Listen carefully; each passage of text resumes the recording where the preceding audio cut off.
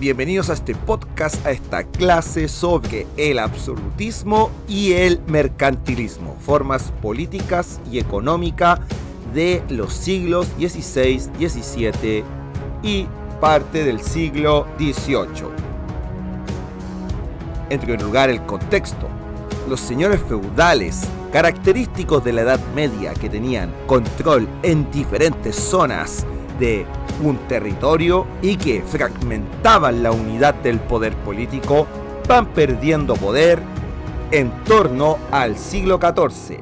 El rey de un país va tomando el control de todo el territorio. Por lo tanto, pasamos desde el feudalismo, característico de los tiempos medievales, hacia el absolutismo, una nueva forma de gobernar un territorio. La definición clara del absolutismo es que el rey, un monarca, tiene los tres poderes del Estado en sus manos y su legitimidad proviene de Dios. Es decir, si alguien le pregunta al rey por qué usted está en ese cargo, es porque Dios le dio el poder. Diferente al día de hoy, donde el poder del Estado está dividido en tres esferas con un poder equilibrado entre ellas para evitar el abuso de poder. En este contexto es que se crea el Estado moderno, una comunidad con fronteras y dominio de un único gobernante. Las causas del absolutismo. Tenemos las siguientes. La primera es que desde el siglo XIII se retoma el estudio de la política antigua del mundo clásico. Ahí también, por ejemplo, va a aparecer luego Nicolás Maquiavelo con su texto El Príncipe. En este contexto es que se empieza a pensar que es mejor que un rey tenga el control de un vasto territorio para el orden. Y eso se va estableciendo durante este debate en los siglos posteriores, con intelectuales que van a apoyar dicha idea. El rey absoluto sería un reflejo de lo que fue el emperador Augusto o los siguientes emperadores romanos. Otro de los elementos entre las causas es la rivalidad entre distintas naciones europeas. Lo que observamos aquí es parte de lo que fue la guerra de los 100 años entre Francia e Inglaterra. Para esto, la necesidad de un ejército fuerte, no improvisado como el de los señores feudales, va proponiendo y tendiendo a la necesidad de tener un Estado más fuerte y centralizado en el caso de ser atacado. Un elemento esencial es la rivalidad entre la burguesía urbana y la nobleza netamente rural. Los reyes necesitan a ambos en el contexto del absolutismo, que le ayuden a gobernar. Por lo tanto, el rey absoluto va a crear una burocracia donde va a integrar tanto a los burgueses como a los nobles. En el caso de estos, muchos van a gobernar regiones en nombre del rey, mandatados por el rey. Y la burguesía, que va a poder gestionar sus negocios en este contexto de unidad territorial, más estabilidad, mejores caminos, más seguridad, va a pagar impuestos al rey y el rey va a pagar a la burocracia, es decir, deben pagar ciertos impuestos para mantenerse en el reino y para la estabilidad de este sistema político. Personajes que defienden la monarquía absoluta y sus argumentos. Tenemos, por ejemplo, Luis XIV con su frase "El Estado soy yo". Él es el Estado. Ejecuta, legisla y tiene también el poder judicial. Es todo al mismo tiempo. Va a crear leyes, va a ejecutar leyes y va a ser juez. Netamente, característico de este poder absoluto. Tenemos también a Thomas Hobbes, que habló en su libro El Leviatán que el hombre es malo por naturaleza y además necesita el humano, para no golpearse, hacer violencia, matarse unos a otros, la guerra de todos contra todos, un poder fuerte. Entonces hay la necesidad, según Hobbes, de un orden, un rey para la seguridad de todos y leyes que mantengan esa seguridad en el reino. Se va justificando de esta forma el absolutismo. Otro autor es Juan Bodin, francés. En un texto que se llama La República, él va a plantear por qué gobierna el rey. Su autoridad es de origen divino, legitimidad divina. Por lo tanto, el poder va a ser ilimitado y solo va a ser responsable ante Dios, lo que va a traer esta justificación de la concentración de los poderes. Y las posteriores críticas a esto, el tema del abuso de poder, más adelante. Tenemos también a Jacques Pousset, preceptor del rey Luis XVI. Va a ser autor de un texto que se llama Política según las Sagradas Escrituras, y él señala que el poder se alcanza por voluntad divina.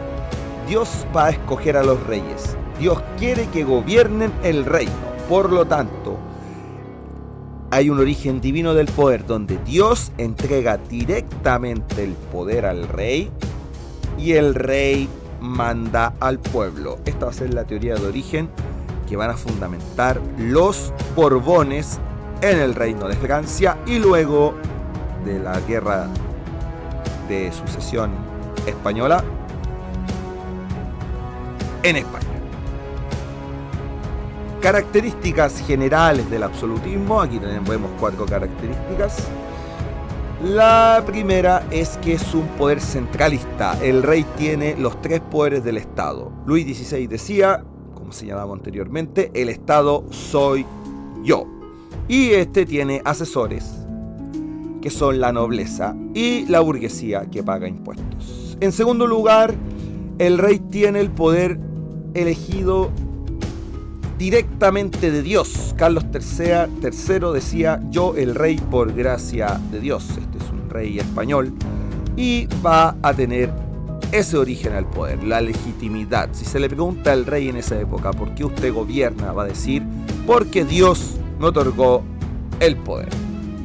Y finalmente, los 4 pilares sólidos en los que se fundamenta y se sostiene el sistema absolutista. Primero, la burguesía, que es la que financia al rey y van a pagar obedientemente sus impuestos.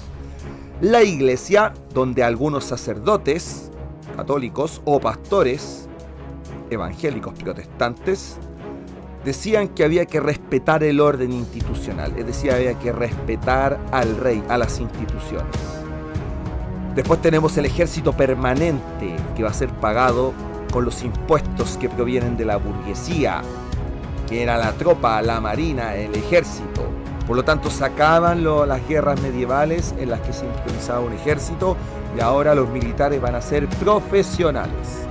Y finalmente, una burocracia sólida que va a ayudar a gobernar al rey en diferentes áreas, en diferentes regiones, y van a cobrar los impuestos. Y finalmente, la expresión del arte barroco, de mostrar poder. Palacios lujosos, cortes elegantes, la pomposidad, el tema ceremonial, poner énfasis en las formas de cómo ordenar y cómo establecer ciertos adornos en un palacio. Ahí tenemos a Luis XVI, clásico del arte barroco, con su pelo y sus característicos tacones, sus medias y estos trajes que le dan pomposidad al rey. También dentro del absolutismo estaba lo político y también tenemos que mencionar lo económico, el mercantilismo. El mercantilismo se define como la economía que se dedica a recolectar, a acumular metales preciosos.